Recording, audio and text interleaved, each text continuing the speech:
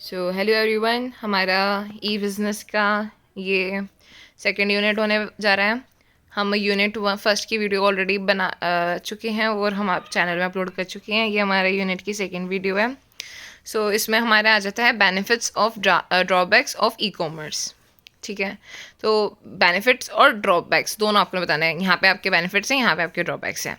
Benefits आपके क्या है? एक्सपेंडेड ऑडियंस मिलती है। देन वही चीज़ है जो मैंने आपको फर्स्ट यूनिट में अगर हम देखा होगा तो आपको एक तो ब्रीफ एक आइडिया, क्या आपकी दिमाग में थॉट प्रोसेस होना चाहिए while writing this examination paper. तो वही चीज़ आपको पूरे एक आइडिया दे देती है और वही आपका सारा थोड़ा थोड़ा थोड़ा थोड़ा फर्दर एक्सप्लेनेशन आपके हर यूनिट्स में। तो बेनिफिट्स लिखने हैं, हम यूनिट 1 में भी कवर कर चुके हैं। बेनिफिट्स यहाँ पे क्या है? आपकी एक्सपेंडेड ऑडियंस होगी। ठीक है, no requirement for the physical shops, convenience है, पर्सनलाइजेशन है, डाटा गैदरिंग है।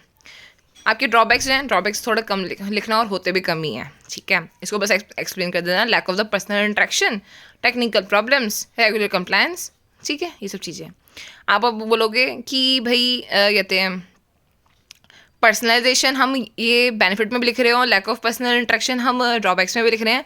तो हमें पर्सनलाइजेशन आप ये लिख सकते हैं कि आप अपने एआई की वजह से, अपने टेक्नोलॉजी एडवांसमेंट की वजह से आप कस्टमर की सेटिस्फेक्शन जो है ना उसको एट पार अचीव कर सकते हो।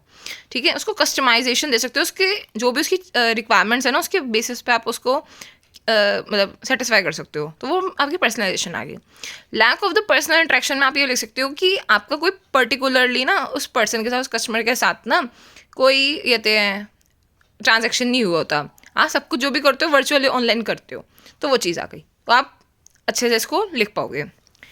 उसके बाद आ जाता है process of e commerce works. अब ये है कि ई कॉमर्स हमारा काम कैसे करता है, बहुत अच्छे तरीके से यहाँ पे बना हुआ। अगर आपने ये बना करके आगे और थोड़ा आपने एक्सप्लेन भी कर दिया, जो कि बहुत ईजी है एक्सप्लेन करना। मैं आपको बता रही हूँ, आपको फुल में से फुल नंबर आएंगे, यानी तो मोस्ट आपको अप्रॉक्सीमेटली फुल नंबर आएंगे।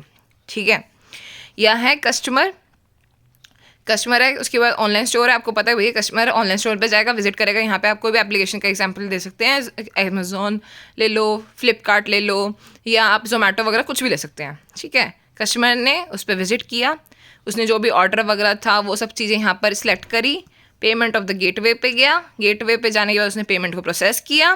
पेमेंट प्रोसेस के लिए रिक्वेस्ट आपको पता है बैंक में जाती है, बैंक से उसके बाद मर्चेंट के पास चली गई। बहुत ईजी था, एक्सप्लेन कर दोगे फुल में से फुल मार्क्स, है ना इजी, और याद करना भी इजी है। चलो अब आ जाते हैं इलेक्ट्रॉनिक डाटा इंटरचेंज। ये भी बहुत ईजी है। ये पूछेंगे इलेक्ट्रॉनिक डाटा इंटरचेंज क्यों ज़रूरत होती है, तो आप इसमें बोल सकते हो कि बेनिफिट मिलता है। ठीक है, कस्टमर को मार्केट को स्टडी करने के लिए बेनिफिट मिलता है। तो ये सब चीज़ें आती हैं इलेक्ट्रॉनिक डाटा चेंज में। अब वो एक्चुअल में प्रोसेस क्या होता है, अगर आपने ये फ्लो चार्ट बना दिया ना, चेक कर खुश हो जाएगा।